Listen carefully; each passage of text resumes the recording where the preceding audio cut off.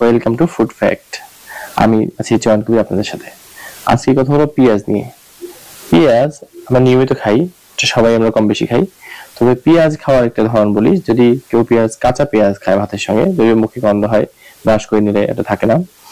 কাঁচা পেঁয়াজ খেলে যে উপকারটা হয় সেটা হচ্ছে, প্রথম কথা হচ্ছে যাদের ইনসুলিনের প্রবলেম আছে, ভাতের সঙ্গে যদি কাঁচা পেঁয়াজ কেউ খায় তাহলে তার ইনসুলিন নিঃসরণ হবে এবং হজমে যথেষ্ট সহযোগিতা করবে। এবং এর মধ্যে আছে ভিটামিন সি, যা আমরা জানি রোগ প্রতিরোধ ক্ষমতায় ব্যাপকভাবে প্রয়োজন। এর মধ্যে আরেকটা উপাদান রয়েছে, সেটা হচ্ছে সালফার যৌগ ও অ্যান্টিঅক্সিডেন্ট।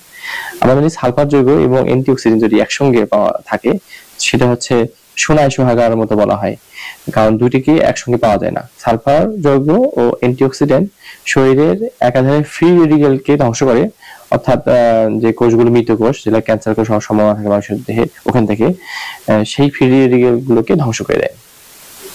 আর শরীরকে সতেজ এবং ফিট রাখার জন্য পেঁয়াজের কোনো বিকল্প নেই। আর এর মধ্যে কিছু পটাশিয়াম পাওয়া যায়, এবং সেই পটাশিয়ামের কারণে তাদের উচ্চ রক্তচাপ আছে, তাদের উচ্চ রক্তচাপ ঝুঁকি একেবারেই থাকে না।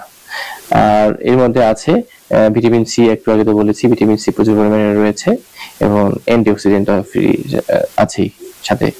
তো আমরা যারা পেঁয়াজ খাই ত্বকেতে, সেটা ঠিক আছে, কিন্তু কেউ যদি 1 খণ্ড কাঁচা পেঁয়াজ খাওয়ার প্রতিদিন নিয়মিত অভ্যাস করে, তাহলে তার শরীর ফিট থাকবে। Thank you for watching and stay with me.